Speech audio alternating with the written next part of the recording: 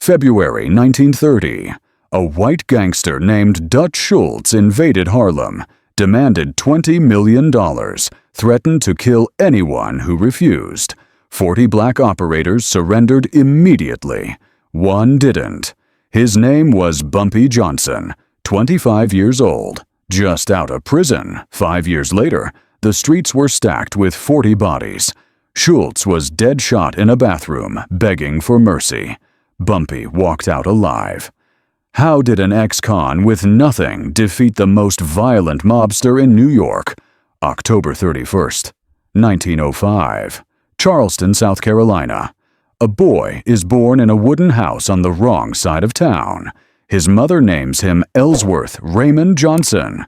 The midwife notices something, a small deformation on the back of his skull. A bump.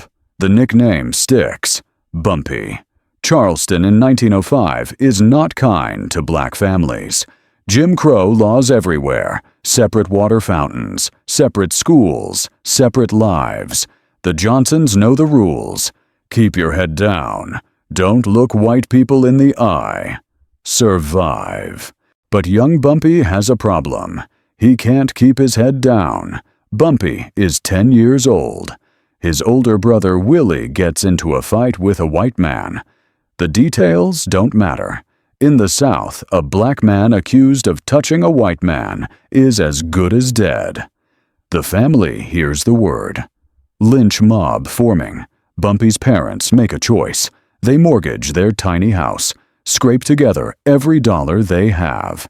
They send Willie north, to Harlem, where a black man might have a chance.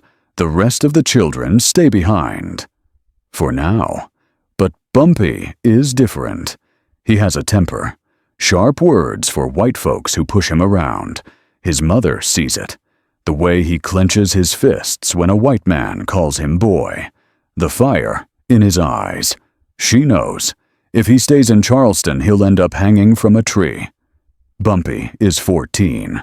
His mother puts him on a train north, sends him to live with his older sister, Mabel, in Harlem. She kisses his forehead, whispers in his ear, "Keep your head down up there.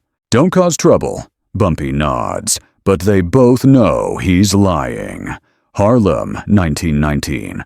The Great Migration is in full swing. Thousands of black families fleeing the South, looking for work, looking for freedom. Harlem is packed, tenements overflowing, 3 families to a room sometimes. But there's something else. Culture, music, jazz pouring out of basement clubs at 3 in the morning. The Harlem Renaissance is beginning. Black writers, black artists, black pride. And beneath it all, another economy. Numbers, bootlegging, protection rackets. Bumpy drops out of high school within months. The classroom bores him. The streets teach him faster. He gets a job sweeping floors outside a storefront. That's where he meets William "Bub" Hewlett. Hewlett is a gangster. Everyone knows it. He beats people up for money, collects protection fees from businesses. One day, Hewlett notices the kid with the bump on his head, sweeping his corner. "This is my spot," Hewlett says. Bumpy looks up, doesn't move. "I'm just sweeping." Hewlett steps closer. He's used to people backing down. Bumpy doesn't. The older gangster smiles. He likes this kid. Fearless. Stupid, maybe, but fearless. "You want to make real money?" Hewlett asks. Bumpy stops sweeping. The 1920s. Bumpy learns fast. Protection rackets, armed robbery, pimping. Everything that keeps the underground economy running. He's good at it. Calm under pressure. Ruthless when necessary. But he has a problem. That temper his mother warned him about. It gets him arrested. Grand larceny, assault, weapons charges. By the time he's 30, Bumpy Johnson has spent half his life behind bars. Age 27. Bumpy walks out of prison. Again. He's broke. No job. No prospects. Most ex-cons end up back inside within a year. Bumpy knows the statistics. He's walking down Lenox Avenue when he sees her. Stephanie St. Clair, the queen of numbers. She's standing outside her office, tall, elegant, dressed like she owns the block. Because she does. St. Clair runs the biggest numbers operation in Harlem. 40 runners working for her. 10 banks scattered across the neighborhood. She makes $20,000 a year. In the middle of the Depression, when most of Harlem is starving. And she's a black woman. In an industry run by men. Bumpy knows the stories. How she came from Martinique with nothing. How she built an empire through intelligence and violence. How she once hid in a coal cellar for 3 days when the Italian mob came for her. She didn't surrender. She waited, and when they left, she went back to work. St. Clair notices Bumpy staring. "You looking for work?" she asks. Bumpy nods. "I need someone who doesn't scare easy," she says. "Someone who knows how to handle a problem." "What kind of problem?" St. Clair smiles. "The kind that bleeds." Bumpy's first job is simple. There's a gang trying to muscle in on St. Clair's territory. Bub Hewlett's gang, his old employer. They've been roughing up her runners, stealing collection money. St. Clair needs someone to make them stop. Bumpy finds Hewlett in a bar on 142nd Street. The older gangster sees him coming, laughs. "Look who it is, little Bumpy. Heard you just got out." Bumpy doesn't say anything, just walks up close. Hewlett is still laughing when Bumpy pulls the knife. The fight lasts 30 seconds. When it's over, Hewlett is on the floor, 36 stab wounds. Bumpy walks out. Nobody saw anything. Nobody ever does. St. Clair hears about it the next morning. She calls Bumpy to her office. "Bub Hewlett is in the hospital," she says. "They say he might lose an eye." Bumpy waits. "Good," St. Clair says. "You just became my chief enforcer." Harlem. The Depression is crushing the neighborhood. 60% unemployment. Families evicted every day. The numbers racket is all that keeps people alive. A penny bet can win $5, enough to feed a family for a week. St. Clair's philosophy is simple.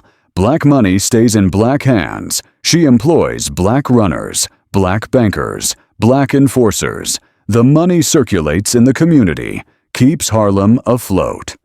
And Bumpy protects it all. He's 25 now. St. Clair's right hand, her bodyguard, her problem solver.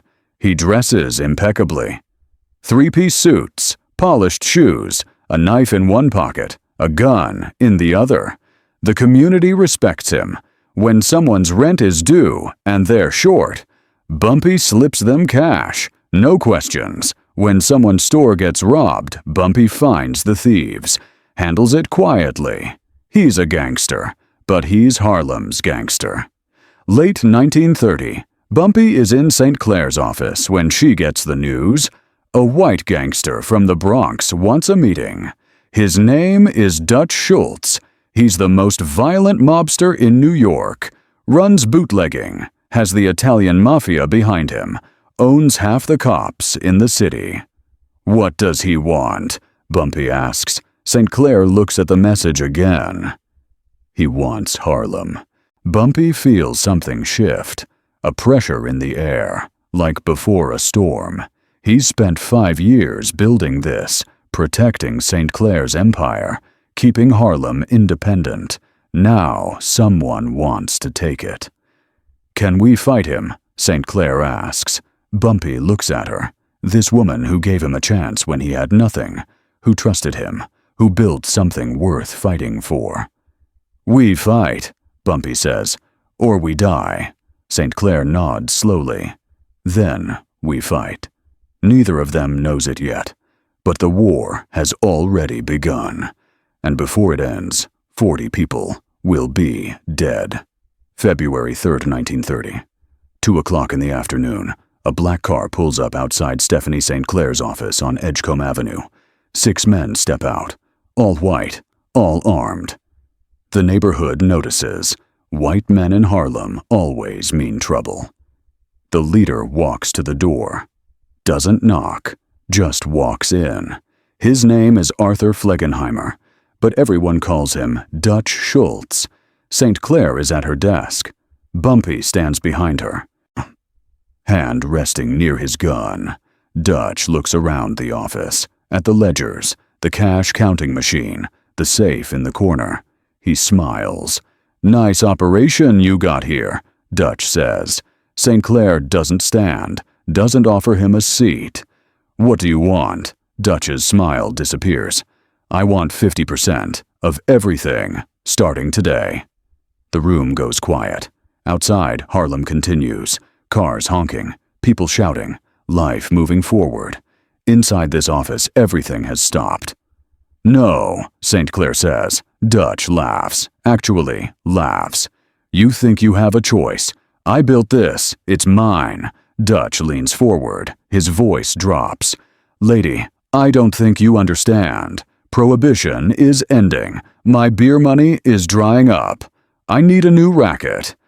And I'm taking Harlem's numbers." He straightens up, looks at Bumpy for the first time. "You got 1 week to think about it. Next Monday, February 10th. You hand over half, or I start killing your people, one by one." Dutch walks to the door. Stops. "Oh, and just so you know, I got the Italian Mafia backing me. I got Tammany Hall politicians on my payroll. I got every cop in Manhattan looking the other way." He turns, stares at St. Clair. "What do you got?" The door closes. The sound echoes. St. Clair sits perfectly still. Only her hands move, fingers drumming the desk. "He means it," Bumpy says quietly. "I know. He'll kill everyone, burn everything." "I know." St. Clair looks up at him. "Can we win?" Bumpy walks to the window, looks down at Harlem, his neighborhood, his home. He thinks about Dutch Schultz, the Mafia, the cops, the politicians, an army of gunmen. He thinks about what they have. 40 runners, 10 banks, 9 loyal soldiers, and him. "We can't beat him in a straight fight," Bumpy says. St. Clair's face falls. "But we can make him bleed." February 7th, 1930. Bumpy spends 4 days preparing, mapping Dutch's operation. He learns Dutch has 15 enforcers working Harlem already. Shaking down store owners, threatening numbers, runners. They travel in pairs, sometimes threes, never alone. Bumpy calls a meeting. 9 men show up, his crew, hand-picked, loyal. They meet in a basement on 135th Street. No windows, 1 door. Bumpy spreads a map on the table. Harlem, every street marked. "Dutch thinks he can walk in here and take what's ours," Bumpy says. "He thinks we'll roll over because he's white, because he's got the Mafia." He looks at each man. "We're going to teach him different." "How?" one of them asks. "He's got an army." "Then we don't fight his army. We hunt them, one by one. In the streets they don't know. In the dark." Bumpy points to the map. "They collect protection money every Friday night. They hit the same stores, same route, like clockwork." He taps a corner. "This Friday, we hit back." February 7th, 1930, 11:30 p.m. 2 of Dutch's collectors are walking down Park Avenue. They've just finished their route. $12,000 in a briefcase. They're laughing, talking about what they'll spend their cut on. They don't see the car until it's too late. Bumpy steps out, 3 men with him. The collectors reach for their guns. Not fast enough. Bumpy's crew beats them unconscious, takes the briefcase, leaves them in the alley. No bullets fired, no witnesses. $12,000. Gone. The next morning, Bumpy distributes the money, not to his crew, to Harlem families. Rent payments, food, medicine, Dutch's money, feeding Dutch's victims. Dutch hears about it by noon. He goes berserk, smashes furniture, screams at his men. Find out who did this. Bring them to me, alive. But nobody talks. Harlem has a code. You don't snitch to white gangsters. Dutch sends more men, threatens more people. Still nothing. February 10th, 1930, noon. The deadline. Dutch returns to St. Clair's office. This time 10 men with him. Tommy guns visible. St. Clair is waiting. Bumpy beside her. Last chance, Dutch says. 50%. Or war. St. Clair looks him in the eye.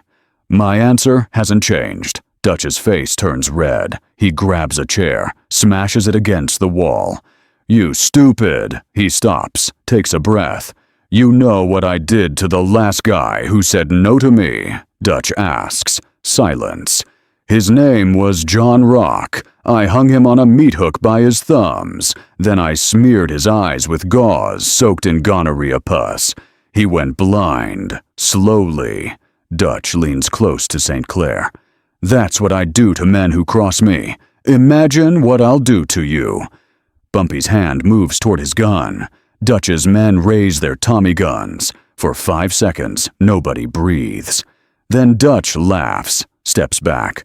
You got guts, lady. Stupid guts, but guts. He walks to the door, turns. Starting tomorrow, every one of your people bleeds. Every runner, every banker, everyone. The door slams. St. Clair exhales slowly. He's going to kill us all, she says quietly. Probably, Bumpy agrees. That night, Bumpy meets with his crew again. Dutch wants a war, he says.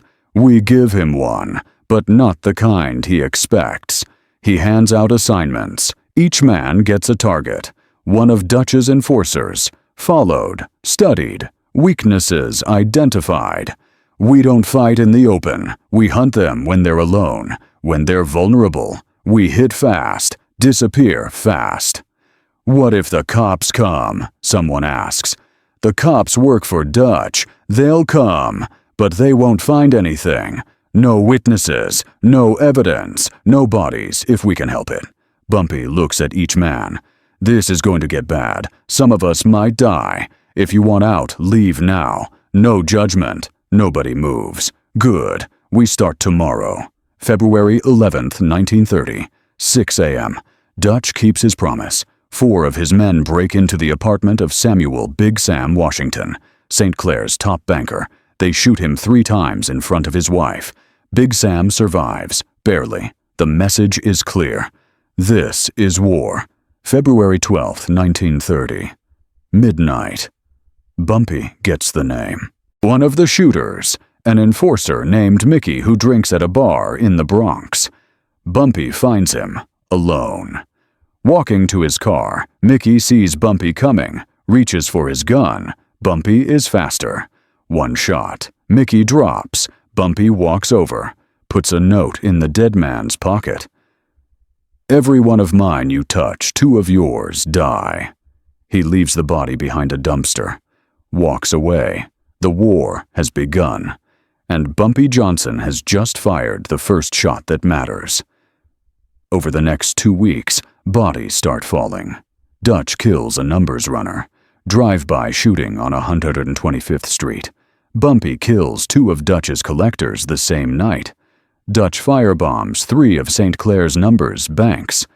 Bumpy ambushes 4 of Dutch's enforcers outside a church. Leaves 2 dead. The streets of Harlem are running red. And it's only February. February 22nd, 1930. Dutch calls a meeting with his men. This Bumpy Johnson, Dutch says. Who is he? His lieutenant speaks up. Ex-con, works for St. Clair. Word is he's got a crew of 9. They're hitting us every time we go into Harlem. How many of our guys has he killed? 5, maybe 6, and he kidnapped 3 more. Dutch slams his fist on the table. I got the Mafia. I got the cops. I got money. How is one punk making me look like an idiot? Nobody answers, because they don't have an answer. Bumpy Johnson isn't fighting like a gangster. He's fighting like a ghost. February 28th, 1930. St. Clair runs a full-page ad in the Amsterdam News. The headline, "Play Black, Support Black Businesses." The message is clear. Don't give your money to Dutch Schultz. Don't support the white mob. The community responds. Dutch's Harlem revenue drops 40% in a week. He's losing money, losing men, losing face. But he's not backing down. If anything, he's getting angrier. Bumpy knows what's coming next. Dutch is going to escalate. More violence, more bodies. The war is just beginning. And somewhere in the back of Bumpy's mind, a question forms. How many people have to die before this ends? He pushes the thought away. Because the answer doesn't matter. He's already decided he'll fight until Dutch is dead. Or he is. December 1933. Prohibition officially ends. The Volstead Act is repealed. Across America, breweries reopen. Legal alcohol flows again. For most people, it's a celebration. For Dutch Schultz, it's a catastrophe. His beer empire collapses overnight. Millions of dollars in monthly revenue. Gone. He needs a new racket. Fast. And Harlem's numbers game is worth $20 million a year. Dutch doesn't just want it anymore. He needs it. And when Dutch Schultz needs something, people die. The war that began in February 1930 is about to get much, much worse. January 1933. Dutch doubles his forces in Harlem. 30 enforcers now. Armed with Tommy guns, they raid Numbers banks in broad daylight, shoot runners in the street, burn stores that won't cooperate. The body count rises. 3 dead in January, 5 in February, 7 in March. But for every one of St. Clair's people who falls, 2 of Dutch's men disappear. Found in alleys, shot, stabbed, throats cut. Bumpy Johnson is keeping his promise. Every one of mine you touch, 2 of yours die. The streets of Harlem are becoming a graveyard, and there's no end in sight. March 1933. Bumpy hasn't slept more than 4 hours a night in 3 years. He's constantly moving, protecting runners during collections, escorting bankers to safe houses, hunting Dutch's men. His crew of 9 is down to 7. 2 dead. Both buried quietly. No fanfare, just flowers and whiskey at their graves. Bumpy replaces them immediately. There's always someone willing to fight. Always someone angry enough at Dutch to pick up a gun. The war has become routine. A daily grind of violence. Wake up. Check who died overnight. Plan revenge. Execute. Repeat. Saint. Claire watches Bumpy carefully. She sees the exhaustion, the weight. "Maybe we should negotiate," she says one morning. Bumpy looks at her like she's crazy. "Negotiate, he's killed 12 of our people this year alone. And you've killed 30 of his. Where does it end, Bumpy?" Bumpy doesn't answer, because he doesn't know. April 1933. Dutch changes tactics. He can't beat Bumpy in a street war, so he uses his real advantage. The police. Corrupt cops raid St. Clair's operations weekly. Arrest her runners. Confiscate money. Destroy records. The raids are coordinated. Tipped off by Dutch. NYPD officers on his payroll doing his dirty work. Bumpy can fight gangsters. He can't fight the law, not directly. One night, 6 cops raid a Numbers bank on Lenox Avenue. They arrest everyone inside, confiscate $15,000. Bumpy watches from across the street, hand on his gun. Useless. He can't shoot cops. That would bring the entire NYPD down on Harlem. So he watches. And he remembers their faces. 2 weeks later, 3 of those cops get jumped in dark alleys. Not killed, just beaten. Badly. The message is clear. Even cops aren't safe. June 1933. St. Clair makes a decision. She's going to fight back legally. The Seabury Commission is investigating police corruption in New York. She decides to testify. Bumpy tries to stop her. They'll arrest you, frame you for something. Let them, St. Clair says. The public needs to know the truth. She testifies in July, names corrupt officers, describes the kickbacks she paid for protection, the bribes, the threats. Her testimony makes headlines. Numbers Queen exposes police corruption. Several officers are fired. Dutch's protection network takes a hit. But there's a price. August 1933. St. Clair is arrested, charged with operating an illegal gambling enterprise. The charges are real. She is running numbers. But thousands of people do. She's being singled out because she talked. The judge gives her 8 months. Women's workhouse. No parole. Bumpy visits her before she's taken away. I'll keep everything running, he promises. St. Clair grabs his hand. Don't do anything stupid while I'm gone. Don't get yourself killed. Bumpy nods, but they both know he's lying. September 1933 to April 1934. 8 months. St. Clair is locked up. Bumpy runs the operation alone.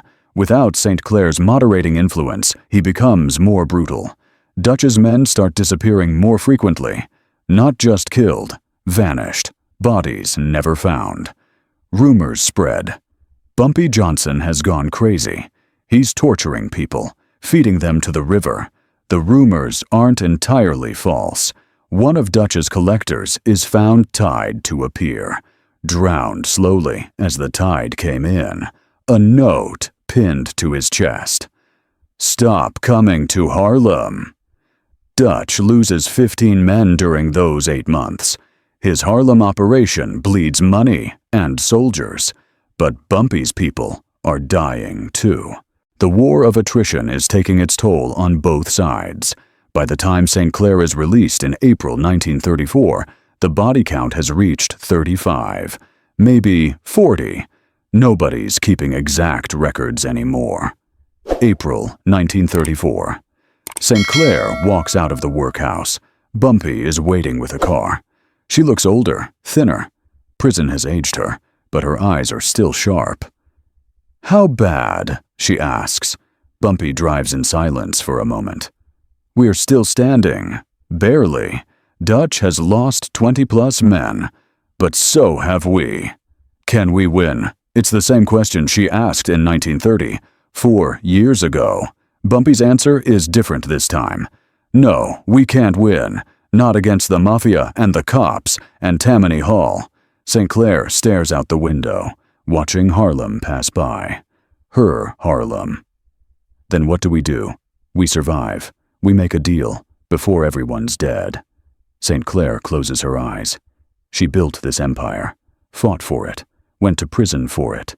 Now she has to give it up. May 1934. Bumpy arranges a meeting.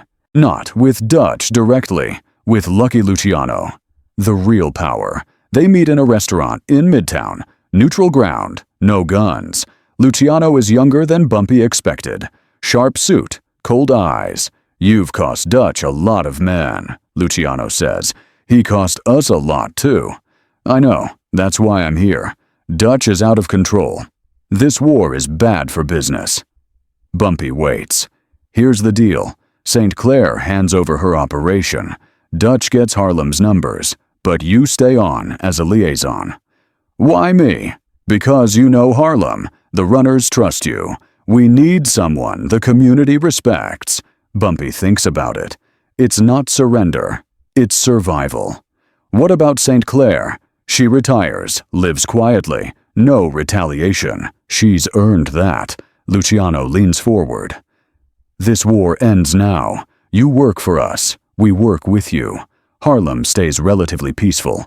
Or you keep fighting, and everyone dies. Your choice. Bumpy knows there's no real choice. They can't win. They never could. I need to talk to St. Clair. Talk fast. This offer expires in 48 hours. Bumpy brings the deal to St. Clair that night.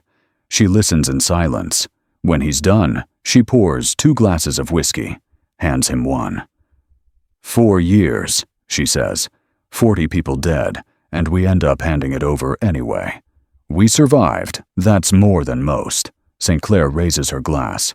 To survival, then. They drink. The next day, Bumpy tells Luciano they accept. The war is over. June 1934. St. Clair officially steps back. Bumpy becomes the liaison between the Italian Mafia and Harlem's numbers runners. It's a compromise. The Mafia controls the operation, but Bumpy ensures the community isn't exploited too badly.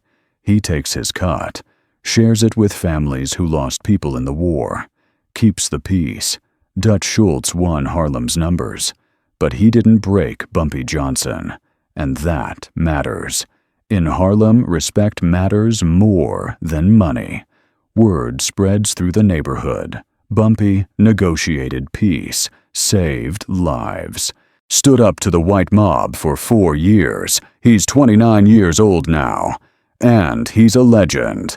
But the war isn't quite over yet, because Dutch Schultz has one more problem, and that problem is about to get him killed. July 1934. Bumpy Johnson works for the Italian Mafia now. It tastes like ashes. Every week he collects money from Harlem's numbers banks, money that used to belong to St. Clair.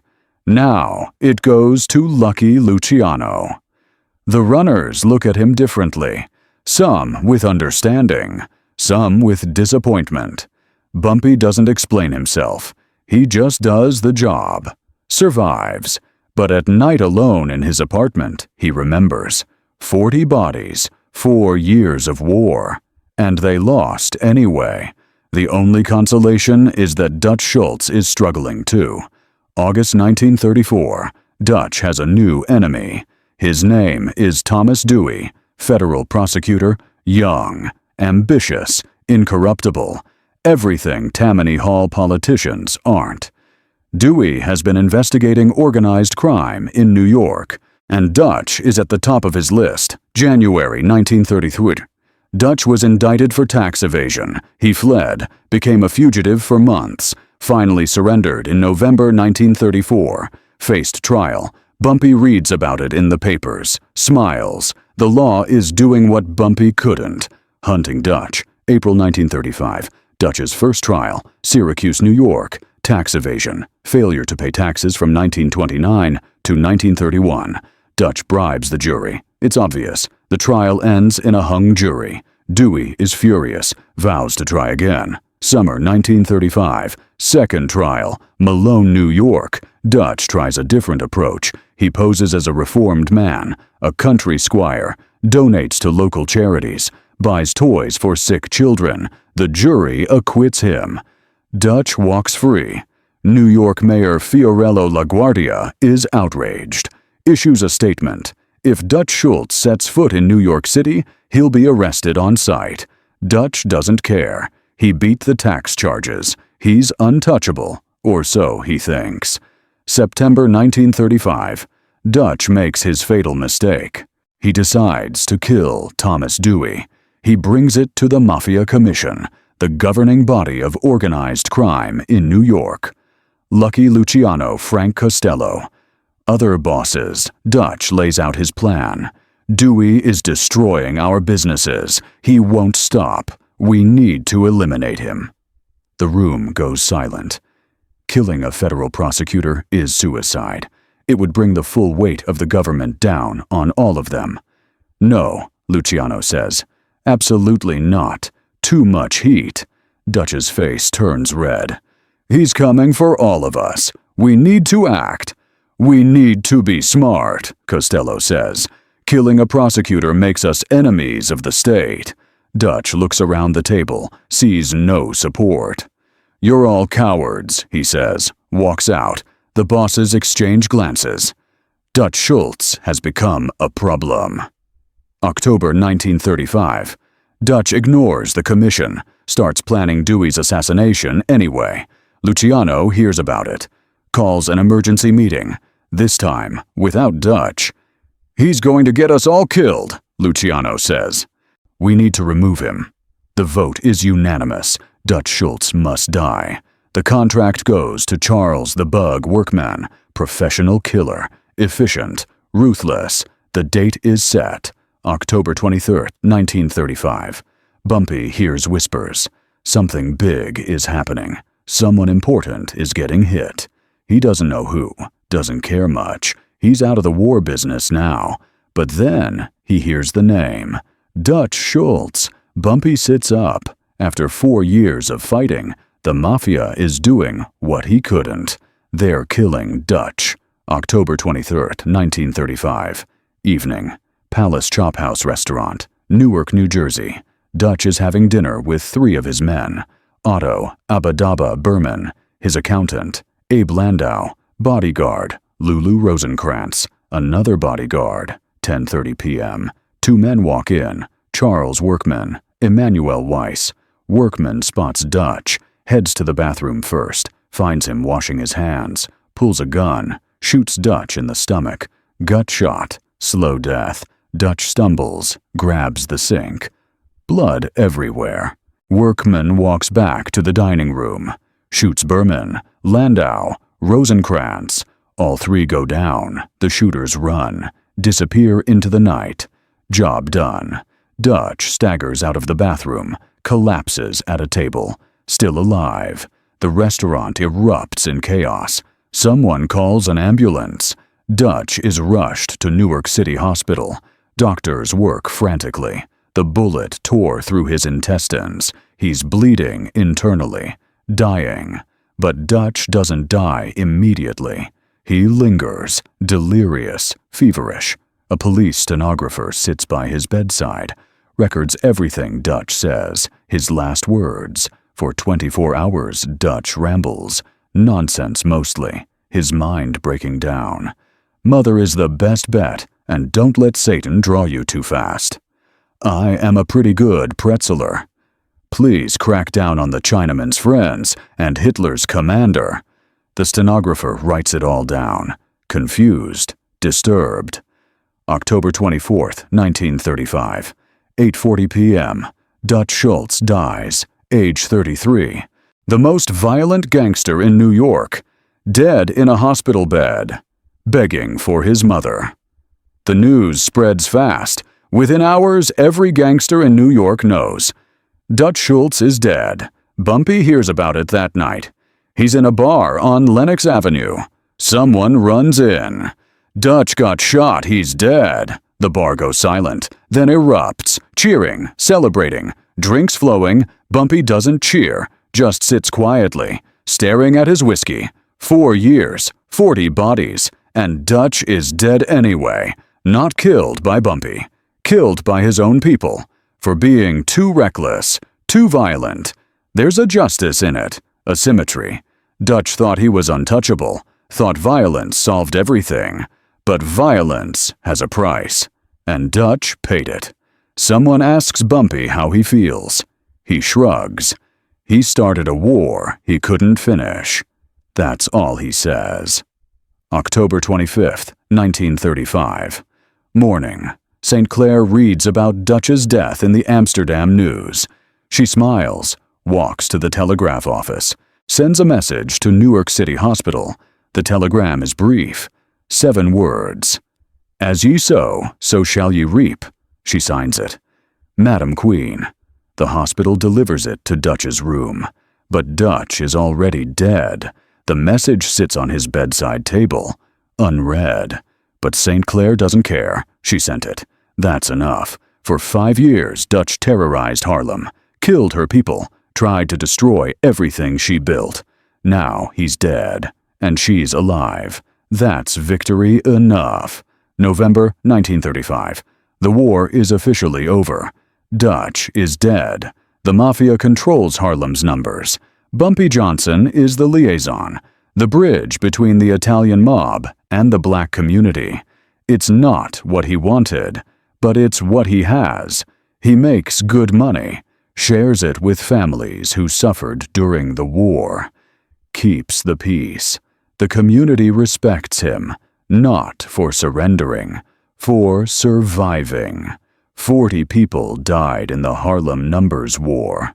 Bumpy wasn't one of them. He fought the most powerful gangster in New York for 5 years and lived. That makes him a legend. December 1935. Bumpy visits St. Clair. She's retired now, living quietly, investing in real estate. They sit in her apartment, drink tea, talk about old times. "Do you regret it?" Bumpy asks. "The war, all those deaths." St. Clair thinks for a long time. "I regret that we lost, but I don't regret fighting." She looks at Bumpy. "We showed them, a black woman and her enforcer. We stood up to the white mob. We made them bleed. And then we surrendered. We survived. That's more important." Bumpy nods. She's right. Survival matters. "What now?" St. Clair asks. Bumpy smiles. "Now I build my own empire, the right way this time."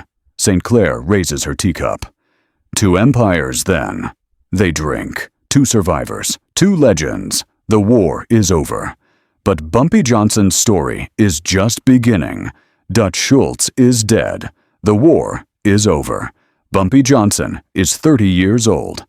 He survived what 40 other men couldn't. 5 years of war, beatings, shootings, arrests. Now he works for Lucky Luciano, represents the Italian Mafia in Harlem. It's not freedom, but it's power, and Bumpy knows how to use power. January 1936. Luciano calls Bumpy to a meeting. Midtown restaurant. Private room. "You did good during the war," Luciano says. "You're smart. You're loyal. The community respects you." Bumpy waits. There's always a but. "I'm giving you Harlem. All the rackets, numbers, policy banks, protection. It's yours to run." Bumpy's face doesn't change. "What's the catch?" Luciano smiles. "We get 40%. You keep 60. You run it your way, but you answer to us." It's more than Bumpy expected. More than most black gangsters ever get. "Deal," Bumpy says. They shake hands. Bumpy Johnson just became the most powerful black gangster in New York, the Godfather of Harlem, 1936 to 1950. 15 years of building. Bumpy expands his empire carefully. Numbers, policy banks, loan sharking, later drugs, though he stays in the background on that. He's not flashy like Dutch was. He's strategic, builds alliances, maintains respect. Every Thanksgiving he gives out free turkeys to Harlem families, hundreds of them. Lines around the block. Christmas he delivers toys to children, pays rent for families about to be evicted. The community loves him. Bumpy Johnson, Robin Hood of Harlem, gangster with a heart. But he's still a gangster. Cross him and you disappear. Over 15 years, Bumpy is arrested more than 40 times. Assault, weapons possession, extortion. He beats most charges, bribes, good lawyers, witnesses who suddenly forget what they saw. But the arrests pile up. The police know who he is, what he does. They just can't stop him. October 1948, Bumpy meets a woman named Mamie Hatcher at a party in Harlem. She's beautiful, educated, strong-willed, everything he didn't know he wanted. They talk all night. 6 months later, they're married. Mamie knows what Bumpy is. She's not naive, but she sees something else. The man beneath the legend. The man who gives away money to poor families, who protects his neighborhood, who never forgot where he came from. They have 2 daughters, Ruthie and Elise. Bumpy tries to keep them away from his business. He wants them to have normal lives, college, careers, not the streets. But the streets always find you, especially when your father is Bumpy Johnson. Bumpy's empire is at its peak. He controls all of Harlem's illegal gambling, has connections across the city, friends in high places, Malcolm X, Billie Holiday, Sugar Ray Robinson, the elite of Black America. Then the federal government comes calling. Bumpy is indicted for drug conspiracy, heroin distribution, 15-year sentence. He doesn't fight it. The evidence is solid. Witnesses willing to talk. In 1952, Bumpy Johnson goes to Alcatraz, the Rock, America's most notorious prison. He's 46 years old, married, 2 kids, and he's going away for 15 years. Mamie visits when she can. It's expensive. San Francisco is far from Harlem, but she comes, brings news from home, stories about their daughters, keeps him connected. Bumpy serves 11 years. Alcatraz first, then other federal prisons. He's a model prisoner. Quiet, keeps to himself, reads constantly, writes poetry. Other inmates give him respect. Bumpy Johnson, legend of Harlem. Even in prison, his reputation precedes him. Bumpy is paroled, released early for good behavior. He's 57 now, gray hair, older, but still sharp. When he steps off the plane in New York, Harlem is waiting. Hundreds of people, an impromptu parade. The Godfather is home. But Harlem has changed. 11 years is a long time. The Italian Genovese family has tightened control. Vincent Chin Gigante runs things now. He's not as reasonable as Luciano was. Bumpy has to negotiate. Carefully.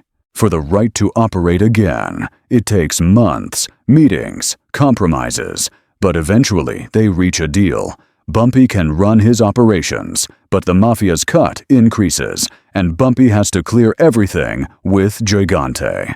It's not the empire he left, but it's something. 1963 to 1968, 5 years, Bumpy's final chapter. He's older now, tired. The streets have changed. Younger gangsters don't remember the war, don't remember what Bumpy did. They see an old man, a relic, but the ones who matter remember. The community, the families he helped, they remember. Bumpy mentors a young hustler named Frank Lucas, teaches him the business, the rules. Never use what you sell, Bumpy tells him. Never get high on your own supply. Lucas listens, learns. Years later, he'll build his own empire. But that's another story. Bumpy also reconnects with Malcolm X. They've known each other since the 1940s, when Malcolm was just a street hustler. Now Malcolm is famous. Nation of Islam. Civil rights. Revolution. In 1964, Malcolm breaks with the nation, becomes a target. Death threats daily. Bumpy offers protection. They come for you, they go through me first, Malcolm thanks him. But they both know. When powerful people want you dead, bodyguards don't matter. February 21st, 1965. Malcolm X is assassinated. Audubon Ballroom, shot multiple times. Bumpy attends the funeral, grieves publicly. Malcolm was more than a friend. He was hope, proof that street kids could change the world. Now he's gone. July 7th, 1968. Early morning, 2 a.m. Bumpy is at Wells Restaurant in Harlem, having breakfast with friends, coffee, chicken leg, hominy grits, his usual. They're laughing, telling stories. Bumpy is in good spirits. The waitress refills his coffee. Bumpy thanks her, takes a sip. Then his face changes. Pain, sharp and sudden. He clutches his chest. The cup falls, shatters on the floor. Bumpy. Someone grabs him, but he's already falling. Massive heart attack. Instant. No warning. Bumpy Johnson collapses. His friends catch him, lower him to the floor. Someone calls an ambulance, but it's too late. By the time it arrives, Bumpy is gone. Dead at 62. The Godfather of Harlem. Dead in a restaurant. Surrounded by friends. The funeral is massive. Hundreds attend. Maybe thousands. Woodlawn Cemetery in the Bronx. Mamie stands at the grave, strong, dignified. Just like Bumpy would want. The preacher talks about redemption. About a man who came from nothing. Who survived impossible odds. Who protected his community. Even when it cost him everything. People cry. Not just family, the whole neighborhood. Because Bumpy wasn't just a gangster. He was Harlem. For 40 years, he was Harlem. Mamie lives another 41 years, until 2009. Age 94. In 2008, she writes a book, Harlem Godfather, The Rap on My Husband Ellsworth, Bumpy Johnson. She tells the truth, the good and the bad, the violence and the kindness. She writes about the war, about Dutch Schultz, about the 40 bodies, and she writes this. For the first time, a black man had stood up to the white mob instead of just bowing down. That was Bumpy's legacy. Not the money, not the power. He stood up, and he never bowed. 40 people died in the Harlem Numbers War. Bumpy Johnson wasn't one of them. He survived, built an empire, raised a family, became a legend. And when he died free, surrounded by people who loved him. That's more than most gangsters get. Bumpy Johnson was 25 when the war started, 62 when he died, 5 years fighting Dutch Schultz, 40 bodies, then 33 years ruling Harlem. He survived what 40 men couldn't, built an empire, raised a family, became a legend. Dutch died begging in a bathroom. Bumpy died free, surrounded by friends. Now I want to know, was fighting for 5 years worth it, or should Bumpy have surrendered in 1930? Comment below. Team fight or team surrender? Subscribe for the next story. 1952, Alcatraz, Bumpy behind bars. See you there.